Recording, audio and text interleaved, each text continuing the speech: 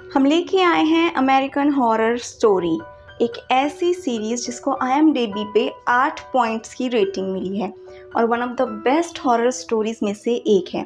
इसके episode number 1 और 2 को आज हम एक्सप्लेन करने वाले हैं एंड आई बेट कि इससे बेस्ट एक्सप्लेनेशन आपको पूरे यूट्यूब में कहीं नहीं मिलेगी।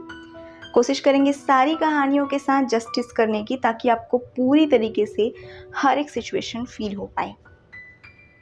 तो सीज़न 1 की कहानी एक ऐसे घर की है जो हॉन्टेड है। इस घर में बहुत सारे राज छुपे हैं जो हर एक एपिसोड के साथ हमारे सामने आते जाएंगे। सबसे फर्स्ट एपिसोड की कहानी है पायलट। पायलट की कहानी शुरू होती है 1978 से। ट्रॉय और ब्रैन नाम के दो लड़के जो कि जुड़वा भाई थे, बेसबॉल लेकर इस घर में घुसे थे क्योंकि उन्हें इस घर की चीज़ों को तबाह करना था। घर काफ़ी दिन से अबैंडन पड़ा था और काफ़ी भूतिया दिख रहा था। इस घर के बाहर खड़ी थी एडेलिन। एडेलिन को डाउन सिंड्रोम था। डाउन सिंड्रोम वाले लोग थोड़े से अलग दिखते हैं और उनकी मानसिक स्थिति आम इंसानों की तुलना में थोड़ी कमज़ोर होती है। वो एडेलिन को कहते हैं कि भाग जाओ वरना इस बेसबॉल से तुम्हारा भी सिर फोड़ देंगे, जिस पर एडेलिन सिर्फ एक ही सेंटेंस कहती है, you will die, you will die, you will die. Adeline को इग्नोर करते हुए वो दोनों शैतान जुड़वा बच्चे उस घर के अंदर घुस जाते हैं और हर कांच के सामान और हर दीवार, खिड़की, टीवी और इलेक्ट्रॉनिक आइटम्स को तोड़ने लगते हैं। उन्हें ये सब करने में मज़ा आ रहा था, साथ ही में वो फटाके भी फोड़ते जा रहे थे। इस बीच वो बेसमेंट में पहुंचते हैं। बेसमेंट में बहुत सारे स्पेसिमेन जार में भर के रखे गए थे। किसी का दिल, किसी का दिमाग, किसी की आँखें। एक जुड़वा भाई बोलता है कि इन सब से बहुत बदबू आ रही है, चलो इन्हें भी तोड़ दें। उस बेसमेंट में कुछ औजार रखे हुए थे जैसे ऑपरेशन के सामान हैं। वहाँ भी तोड़फोड़ मचाने के बाद दोनों भाई बेसमेंट से निकलने लगते हैं कि अचानक ब्रैन को फील होता है कि ट्रॉय उसके पीछे नहीं आ रहा है। वो ट्रॉय को खोजता हुआ फिर से बेसमेंट में घुसता है तो देखता है कि ट्रॉय का गला कटा हुआ था और वो अधमरी हालत में था। इससे पहले कि वो अपने भाई को बचा पाता, कोई अननोन कृति, अननोन क्रिएचर आकर उसको भी मार देता है। यानी 1978 में उस घर में दो जुड़वा भाइयों की मौत हुई। 2010 के बॉस्टन शहर को दिखाया जाता है जहाँ पे विवियन अपने डॉक्टर से चेकअप कराने आई है। हमें पता चलता है कि विवियन का रिसेंटली मिसकैरेज हुआ है, जिसके कारण वो रेगुलरली अपने डॉक्टर से चेकअप कराती है, जहाँ पे डॉक्टर उसे अपने हार्मोन्स की और डाइट के ख्याल रखने को कहता है, साथ ही में कम डिप्रेशन लेने को कहता है। विवियन घर आती है तो उसे कुछ अजीब अजीब आवाज़ें आती है। वो तुरंत 911 को कॉल करके इन्फॉर्म करती है कि वो घर में अकेली है और शायद कोई इन्वेडर घर में घुस आया है। जब तक पुलिस नहीं आती तब तक हाथ में वो चाकू लिए कमरों में झांकने लगती है कि आखिर है कौन, और उसे जो पता चलता है उसका दिल टूट जाता है।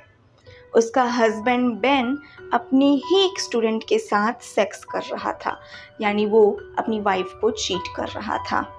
बहुत कोशिश करता है वो विवियन को समझाने की, लेकिन विवियन चाकू से उसके हाथ पे हमला कर देती है। इस घटना के 1 साल बाद फाइनली बेन, विवियन और उनकी बेटी वायलेट डिसाइड करते हैं कि रिश्तों को सुधारने के लिए और एक नई शुरुआत करने के लिए क्यों ना वो शहर ही चेंज करके नई जगह चले जाएं। तो वो सैन फ्रांसिस्को में एक पुराना घर खरीदते हैं जो कि उन्हें काफ़ी कम प्राइस में मिल रहा था। एंड इसे लक कहें या बैड लक, ये घर वही घर था जहां 1978 में उन दोनों जुड़वा बच्चों की मौत हुई थी। वो ऐसे भी सरप्राइज्ड थे कि इस घर में आखिर ऐसा क्या है जो घर इन्हें सस्ता मिला।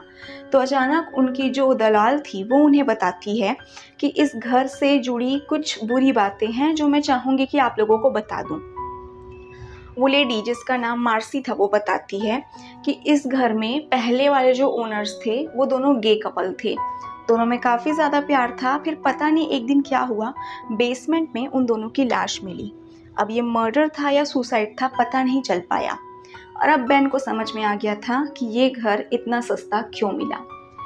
अचानक उस घर में उनका डॉगी भौंकने लगता है, तो उस डॉगी को शांत करने के लिए वो वायलेट को भेजते हैं। डॉगी पता नहीं क्यों बेसमेंट की तरफ देख के भौंक रहा था। वायलेट भी बेसमेंट की तरफ जाती है, लेकिन वहाँ उसे फाइनली बेन और विवियन डिसाइड करते हैं कि वो इसी घर में रहेंगे। विवियन को ये घर काफ़ी पसंद आता है। विवियन थोड़ी आर्टिस्टिक टाइप की लेडी थी, पियानो बजाती थी, उसे पेंटिंग्स का भी शौक था, इसलिए घर का विंटेज लुक विवियन को बहुत पसंद आ रहा था। बेन भी एक साइकोलॉजिस्ट होने के नाते यहीं पर अपने घर के थेरेपी सेशंस शुरू कर रहा था, यानी वो भी अपने करियर में धीरे धीरे सेटल हो रहा था। इस दौरान बेन और विवियन की दूरियां कम नहीं हो रही थी।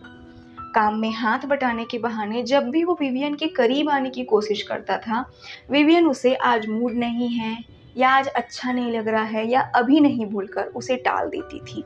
इस दौरान वायलेट का भी एडमिशन हो जाता है पास के ही स्कूल में, लेकिन उसके स्कूल का पहला दिन अच्छा नहीं जाता क्योंकि वो स्कूल में स्मोकिंग कर रही थी और जब उसकी कुछ क्लासमेट्स उसे रोकती हैं तो उन दोनों के बीच झड़प हो जाती है, जिस झड़प में वह अपनी सहेली के मुंह पे थूक के चली जाती है। इसी दिन जब विवियन एक हाउसवाइफ की तरह अपना घर साफ कर रही थी तो पता नहीं कहां से एडलिन घर में घुस जाती है और विवियन को कहने लगती है, you will die, you will die. ठीक उसी तरीके से जैसे बचपन में उसने उन दोनों जुड़वा बच्चों को वार्न किया था। एडलिन को समझ नहीं आ जाता कि ये लड़की आई कहाँ से। वो डर जाती है कि इस तरीके से कोई भी अननोन इंसान उसके घर में घुस कैसे सकता है। वो एडलिन से पूछ ही रही थी कि तुम कौन हो, कहाँ से आई हो। एडलिन की मम्मी आ जाती है। एडलिन की मम्मी का नाम कॉन्स्टेंस था और ये थोड़ी अजीब औरत थी। ये उस टाइप की नोजी पड़ोसी थी जिसको आपके हर मामले को जानना है कि आप क्या हो, कहाँ से आए हो और क्यों आए हो। इस दौरान बातों बातों में वो एडलिन के इस तरीके से बिना पूछे घर में घुसने के लिए विवियन को सॉरी कहती है, लेकिन बातों ही बातों में विवियन के चांदी के कुछ चम्मच चुरा लेती है। अब इस सबसे श्योर था कि कॉन्स्टेंस एक अच्छी लेडी नहीं है। साथ ही में वो विवियन को एक होम वार्मिंग गिफ्ट देती है, ये कहते हुए कि इस घर का इतिहास बहुत बुरा है, तो ये अगरबत्ती शायद घर के शुद्धिकरण में मदद करेगी। अब इस बात को अमल करते हुए रात में विवियन अगरबत्ती को जलाकर पूरे घर में घुमाती रहती है कि अचानक उसे एटिक का दरवाज़ा मिलता है। जब वो एटिक में जाती है तो एक इंसान के आकार की चीज़ देख के डर जाती है और ज़ोर से चिल्लाती है। और जब उसकी बेटी और उसका हस्बैंड एटिक में आते हैं तो देखते हैं कि ये तो लेटेक्स का एक कॉस्ट्यूम था। उसका हस्बैंड और बेटी दोनों उसका मजाक उड़ाने लगते हैं कि कैसे वो एक कॉस्ट्यूम को देख के डर गई, और बेन उस कॉस्ट्यूम को फेंक के आ जाता है। अब हमें कहानी के एक न्यू कैरेक्टर से इंट्रोड्यूस किया जाता है जिसका नाम है टेट। टेट भी बेन के पास थेरेपी लेने के लिए आया था। टेट की प्रॉब्लम ये थी कि उसे हर किसी को मार देने का मन करता था। वो बेन को बताता है कि उसे उसके क्लासमेट बिल्कुल पसंद नहीं है। उसे फीलिंग आती है कि वो एक दिन बिना किसी डर के अपने टीचर्स, अपने फ्रेंड्स सबको मार डाले, सभी की जान ले डाले, उन्हें खून से, पेशाब से और मलमूत्र से नहला डाले। यानी टेट एक काइंड का पागल और सनकी इंसान था, ये आप समझ सकते हैं। बेन उसकी थेरेपी ले रहा था, साथ में उसे कुछ कुछ बातें भी सिखा रहा था जिससे कि वो अपने एंगर को कंट्रोल कर सके। इधर अपने स्कूल खत्म होने के बाद वायलेट बाथरूम में खुद को हार्म पहुंचाने की कोशिश कर रही थी अपने नसों को काट कर। कि थेरेपी खत्म होने के बाद टेट वायलेट को देख लेता है और उसे कहता है कि नसें ऐसे नहीं काटते, नस काटने का सही तरीका मैं तुम्हें सिखाऊंगा। और इस तरीके से टेट की अजीबोगरीब बातों से वायलेट इम्प्रेस हो जाती है और इन दोनों के बीच दोस्ती हो जाती है। रात को सोते समय बेन को कुछ अजीब अजीब आवाज़ें सुनाई देती है। उन आवाज़ों से जैसे वो हिप्नोटाइज हो गया था और रात में स्लीप वॉकिंग करने लगता है। स्लीप वॉकिंग करते करते वो फायर प्लेस में चले जाता है और आग जलाकर सेकने लगता है। पता नहीं क्यों बेन जब से इस घर में आया था उसे स्लीप वॉकिंग की बीमारी हो गई थी और इस स्लीप वॉकिंग के दौरान उसे बस आग से खेलने का मन होता था। ये बहुत ही बैड साइन था और एक तरीके से रेड सिग्नल था इस घर का। अगली सुबह विवियन जब कपड़े सुखा रही थी तो उसे एक लेडी मिलती है। इस फ्रेंच लेडी का नाम था मोयर। मोयर कहती है कि वो इस घर की नौकरानी थी। उन गे कपल्स की भी नौकरानी वही थी और इससे पहले जितने भी लोग हैं सबकी नौकरानी वही थी, इसलिए उसे इस घर की बहुत पहचान है और उसे अच्छा लगेगा अगर वो विवियन की भी नौकरानी बन पाए। विवियन को वैसे भी एक हेल्पिंग हैंड की ज़रूरत थी, इसलिए वो तुरंत ही मोयर को हायर कर लेती है। वो दोनों आपस में कॉफ़ी पीते हैं और थोड़ी सी अपनी पर्सनल लाइफ की भी बातें करते हैं, जहाँ पे वो मॉयर से पूछती है कि आई एम सॉरी कि मैं तुमसे पर्सनल क्वेश्चन पूछ रही हूँ, पर दूसरे के घरों का काम करना थोड़ा अजीब नहीं लगता? जिस पर मॉयर कहती है कि मैं एक औरत हूँ और यही काम मैं कर सकती हूँ अपने परिवार को पालने के लिए। अब वैसे भी मॉयर एक एज्ड वुमन थी और विवियन को उसकी समझदारी अच्छी लगती है, लेकिन यहाँ पे एक अजीब सा ट्विस्ट था। बेन जब मॉयर को देखता है तो मॉयर उसे बहुत ही खूबसूरत लड़की दिखाई देती है। इवन उसका कॉस्ट्यूम जो था बहुत ही रिवेलिंग और सेक्सी दिख रहा था। अब बेन ये सोच के हैरान हो रहा था कि इतनी खूबसूरत नौकरानी को उसकी बीवी ने हायर कैसे कर लिया, पर उसकी बीवी के लिए तो ये खूबसूरत नौकरानी नहीं, एक बूढ़ी औरत थी। ये कैसा ट्विस्ट था? एक ही औरत पर दोनों हस्बैंड वाइफ को अलग अलग दिख रही हैं। कुछ तो राज था मॉयर की पर्सनैलिटी में। अगली बार टेट के सेशन के दौरान बेन उसे बताता है कि मैंने तुम्हारी प्रॉब्लम समझ ली है। तुम्हें रिजेक्शन से डर लगता है, तुम्हें डर लगता है कि लोग तुम्हें छोड़कर चले जाएंगे। यहाँ पे टेट का एक ट्रॉमेटिक पास्ट भी था। उसके पापा उसे छोड़कर चले गए थे और उसकी मम्मी भी अपने पापा के पास वापस जाने की बिल्कुल कोशिश नहीं की, बल्कि एक नया बॉयफ्रेंड बना ली। अब इन सब के बीच में जो पिस रहा था वो टेट था। उसे प्यार की कमी महसूस होती थी और इस कारण वो इतना अजीबोगरीब और वाइल्ड हो गया था। बेन उसे कहता है दोस्त बनाने के लिए और खुश रहने के लिए। सेशन होने के बाद फिर से टेट जाकर मिलता है बेन की बेटी वायलेट से, जहां वो दोनों एक दूसरे को अपने हाथ पे काटे हुए निशान दिखा दिखा के बता रहे थे कि उन्होंने किस निशान को किस दिन लगाया था और किस चीज़ के कारण काटा था। सच में ये दोनों बच्चे ही काफ़ी अजीब थे, लेकिन इस चीज़ को देख लेता है बेन। उसे पता था कि टेट को एक मानसिक बीमारी है। ऐसे में वो बिल्कुल नहीं चाहता था कि ऐसा मानसिक रूप से बीमार इंसान उसकी बेटी से मिले जुले, इसलिए वो तुरंत टेट को बोलता है कि उसके घर से बाहर निकल जाए। खैर, इसके पीछे ये भी रीज़न हो सकता है कि एक डॉक्टर को अपने पेशेंट के साथ प्रोफेशनल रिलेशन ही रखना चाहिए, ना कि पारिवारिक रिश्ते बनाने चाहिए। अगले दिन बेन नहाने के बाद नोटिस करता है कि मॉयर, जो उसकी नज़रों में एक सेक्सी नौकरानी है, वो मैस्टरबेशन कर रही है और उसको देख के बेन भी एक्साइट होकर खुद को भी मैस्टरबेट करता है, लेकिन गिल्ट के कारण रोने लगता है। तभी वो खिड़की से देखता है कि एक डिसफिगर्ड सा जला हुआ आदमी उसे देख रहा है। वो तुरंत कपड़े पहन के नीचे आता है तो देखता है कि वो डिसफिगर्ड आदमी कहीं गायब हो गया है।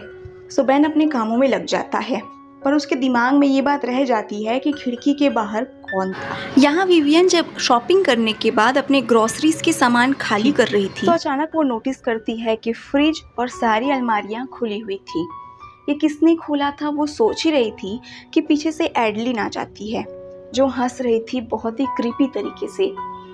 विवियन काफ़ी डर जाती है क्योंकि अब तो हद ही क्रॉस हो गई। ऐसे कैसे कोई उसके घर में घुसकर इस तरीके की हरकत कर सकता है। इसलिए वो शाम को एडलिन और उसकी मम्मी कॉन्स्टेंस को बुलाती है। वो दोनों से कंप्लेन करती है कि आज के बाद ये हरकत नहीं होनी चाहिए, और वो अपने आप को प्रूफ करने के लिए और अपनी बात को सख्ती से रखने के लिए एडलिन के गालों को पकड़कर उसे ज़ोर से चिल्लाकर कहती है, एडलिन तुम इस घर में नहीं आओगी, समझी?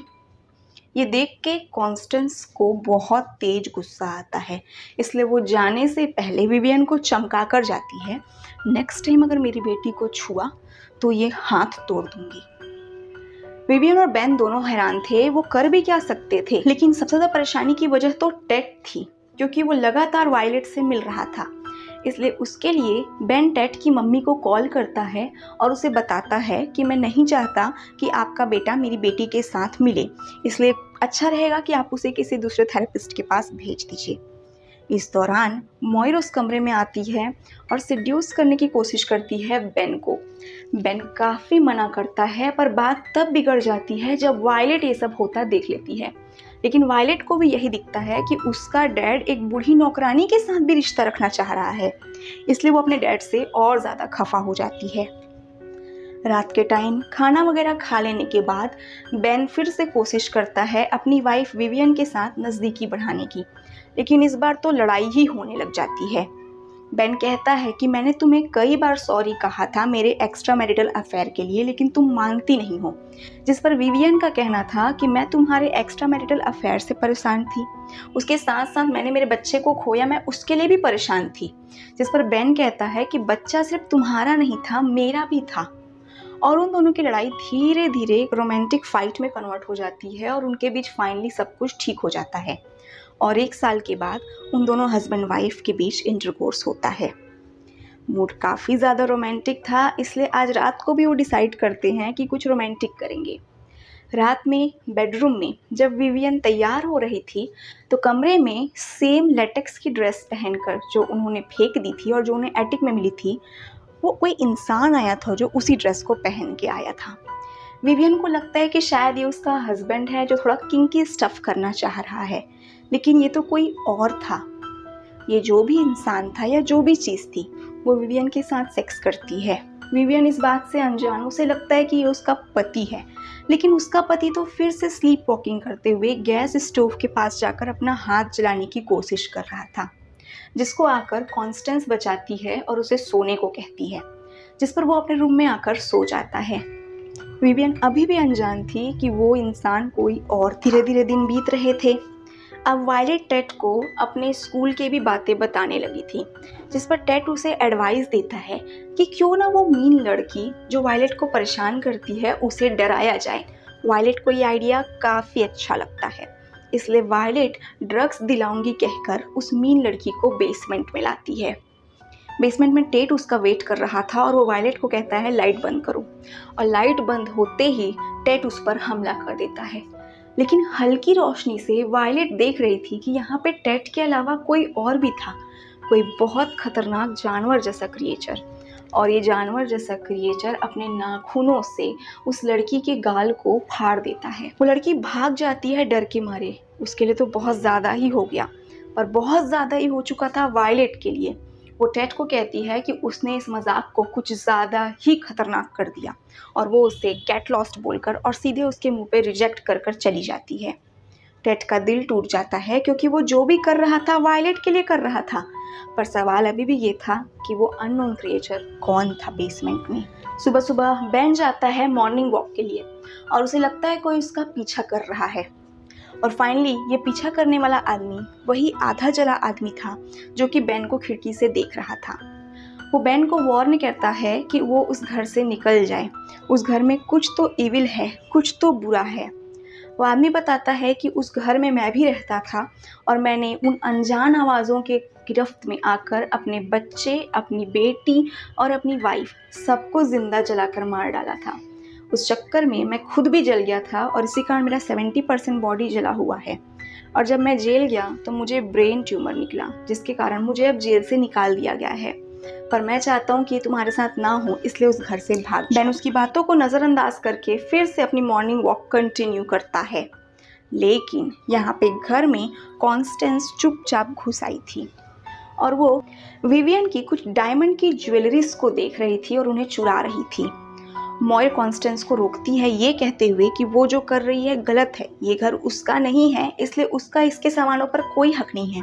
जिस पर कॉन्स्टेंस के तेवर ही बदल जाते हैं। वो कहती है कि जब भी घर में चोरी होती है तो कोई पड़ोसी पे शक नहीं करता, नई नवेली नौकरानी पर शक करता है, इसलिए लोग तुम्हें ही ब्लेम करेंगे, और अगर तुमने ज़्यादा जुबान खोली तो तुम्हें फिर से मार डालूंगी। तो इस सेंटेंस का मतलब क्या था? इस सेंटेंस का मतलब था कि मॉयर जो नौकरानी है एक्चुअल में वो एक आत्मा है, और उस आत्मा को यानी उस इंसान को मारा था खुद कॉन्स्टेंस ने। और कॉन्स्टेंस ये बात जानती थी कि मॉयर जो है एक स्पिरिट है। यहाँ पे शाम को विवियन बेन को बताती है कि वो प्रेग्नेंट है। दोनों हस्बैंड वाइफ जिस फ्रेश स्टार्ट के लिए यहाँ पे आए थे, फाइनली वो सक्सेसफुल हुआ। वो दोनों हस्बैंड वाइफ आपस में किस करते हैं, लेकिन एक सस्पेंस के साथ ही एपिसोड खत्म होता है कि आखिर ये बच्चा है किसका, क्योंकि उस रात को उस कॉस्ट्यूम में कौन था ये तो हमें पता ही नहीं। एपिसोड 2 शायद इन सभी चीज़ों का जवाब देगा, और इस एपिसोड का नाम होम इन्वेजन। ये कहानी है 1968 यानी 1968 की। 3 औरतें बन ठन कर निकल रही थीं। आज उन्हें एक कॉन्सर्ट में जाना था। और वो बीच में अपनी सहेली मारिया से भी पूछती है कि क्या वो जाना चाहेगी, जिस पर मारिया कहती है कि उसके एग्ज़ाम्स हैं। मारिया के साथ एक नर्स भी थी जो उस घर में रुकी हुई थी और वो दोनों अपनी पढ़ाई कर रहे थे। अचानक डोर बजती है और मारिया सोचती है कि कोई होगा। वो देखती है तो एक आदमी आया था जिसके सर पे जख्म लगा था, खून बह रहा था। वो उस आदमी को तुरंत अंदर लाती है और उसकी पट्टी करने की कोशिश करती है, लेकिन उसे पता चलता है कि ये तो नकली खून है, कोई चोट थी ही नहीं। पर इससे पहले कि वो बच पाती, उस आदमी ने एक भारी एस्ट्रे से मारिया के सिर पर वार कर दिया, जिससे मारिया बेहोश हो गई। और मारिया के बेहोश होते ही वो नर्स को लेकर गया बाथरूम में, जहाँ पर उसने बाथ टब में डुबा के उस नर्स को मार डाला। नर्स को मारने के बाद वो वापस आया मारिया के पास और मारिया के गले के क्रॉस को देखकर कहा कि तुम आस्तिक हो, तुम्हें क्या लगता है जीसस तुम्हें बचाएगा? चलो तुम ये नर्स के कपड़े पहनो। ये कहकर वो मारिया को अपने सामने ही नंगा करके कपड़े पहनवाता है। मारिया डरते डरते कपड़े पहनती है और इस बीच वो बाइबल की वर्स भी कहती जाती है। लेकिन वो किलर यहाँ नहीं रुकता और चाकू से घोंप घोंप के मारिया को भी मार डालता है। और ये भी एक खतरनाक इतिहास था इस घर का। पुरानी कहानी को छोड़कर अब आज का 2011 का समय दिखाया जाता है। बेन और विवियन की कहानी। बेन अगेन टेट का सेशन ले रहा था और आज तो टेट ने हद कर दी। वो बेन को कहता है कि तुम्हें पता है मैं तुम्हारी बेटी को बहुत ज़्यादा पसंद करता हूँ और कई बार उसी को फैंटेसाइज करके मास्टरबेट करता हूँ। तुम सुनना नहीं चाहोगे कि मैं तुम्हारी बेटी के साथ क्या क्या करता हूँ? और उसके बाद वो एक बाप के ही सामने उसकी बेटी को सेक्सुअलाइज पोर्ट्रे करता है। और आज तो बेन के लिए हद ही हो गई थी।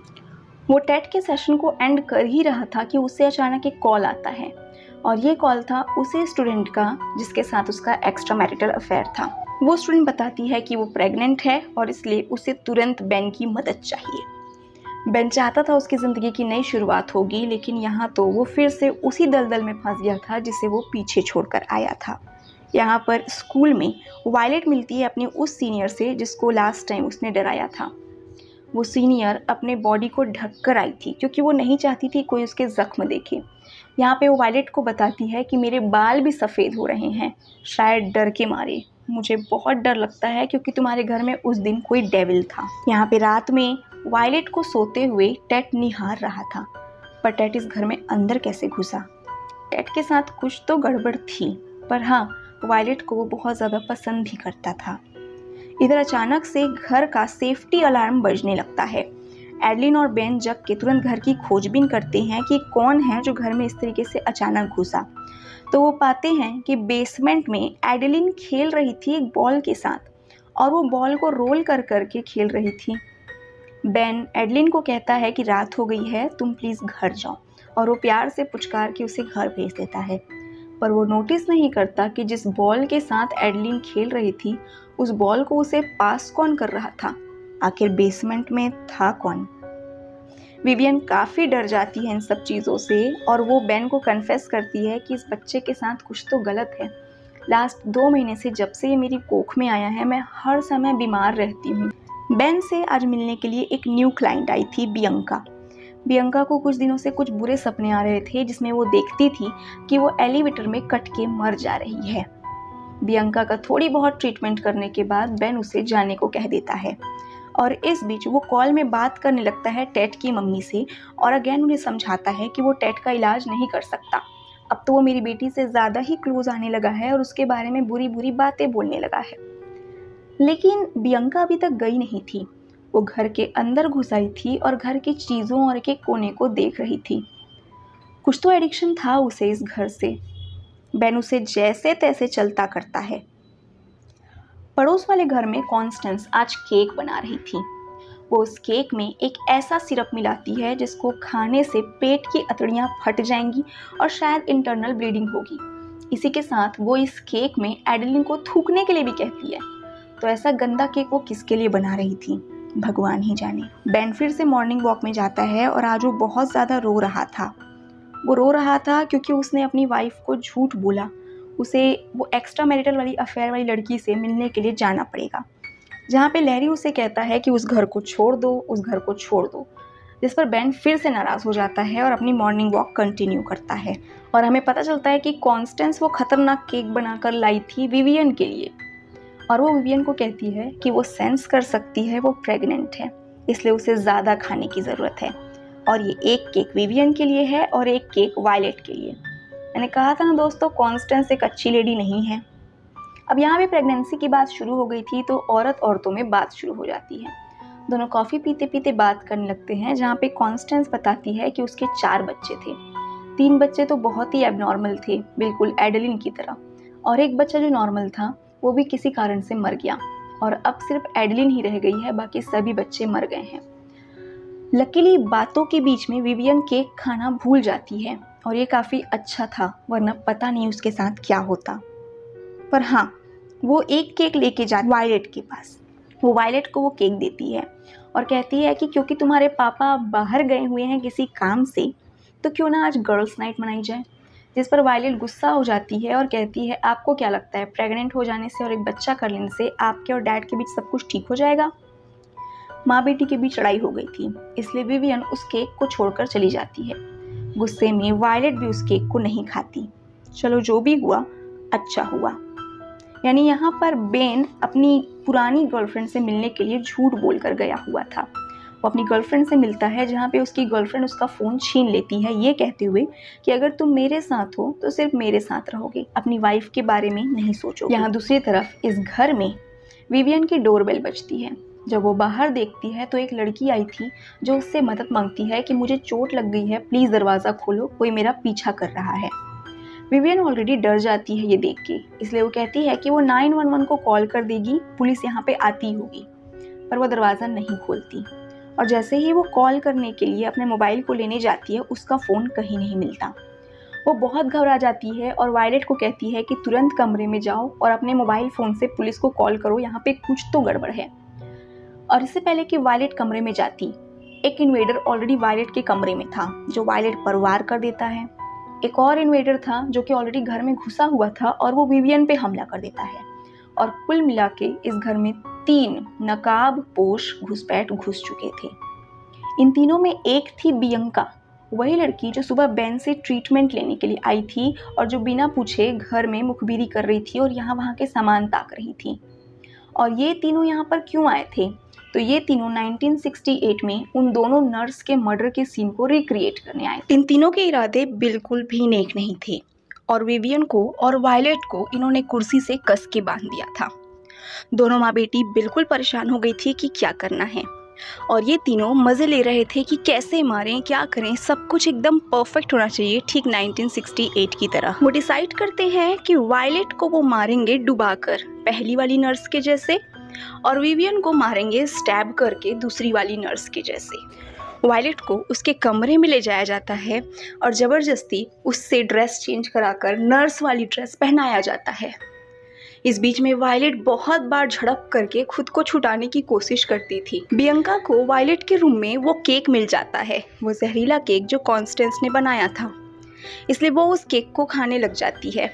और इस झड़प के बीच में पता नहीं कहाँ से टेट अपीयर होता है, जो वायलेट को एडवाइस करता है कि किसी भी तरीके से इनको बेसमेंट में ले जाया जाए। जब वो दोनों वायलेट को डुबाने की तैयारी कर ही रही थी कि बियंका की तबीयत खराब होने लगती है पॉइजन के साइड इफ़ेक्ट के कारण, इसलिए वो बाहर चली जाती है दूसरे बाथरूम की तलाश में। यहाँ दूसरी बची हुई लड़की से वायलेट कहती है कि अगर सब कुछ परफेक्ट ही करना है तो टब भी परफेक्ट होना चाहिए। ये तो हमारा टब है, एक्चुअल टब को हमने बेसमेंट में रखा है जिसमें वो नर्स मरी थी। और उसकी बातों में आकर वो लड़की वायलेट को बेसमेंट में ले आती है। वो बेसमेंट में जाती है जहाँ पर टेट उस टब के पास खड़ा हुआ था, और अब क्योंकि टेट आ गया था और वो बातों को संभाल लेगा, इसलिए वायलेट वहाँ से तुरंत भाग जाती है। लेकिन यहाँ पर उस टब से निकल कर आती है उस नर्स की आत्मा जिसे उसमें डुबाकर मारा गया था, और वो उस लड़की को मार डालती है। एक लड़की तो निपट गई थी, दूसरी लड़की जो खून की उल्टियाँ कर रही थी क्योंकि उसने केक खा लिया था, उसे टेट कुल्हाड़ी से मार डालता है। बचा था वो लड़का जो विवियन के पास था। वो विवियन को ज़बरदस्ती कर रहा था कि वो भी ड्रेस चेंज करे, लेकिन विवियन को नज़र आती है एडलिन। शायद वो आदत से मजबूर फिर से घर में घुस आई थी, इसलिए वो इशारे में एडलिन को कह पाती है कि घर में बैड बॉयज़ घुस गए हैं, तो क्यों ना वो कुछ मदद लेकर आए। एडलिन भाग के अपने घर जाती है और अपने घर जाने के बाद वो अपनी मम्मी से कहती है कि बाजू वाले घर में कुछ लोग घुस आए हैं, हमें मदद करना चाहिए।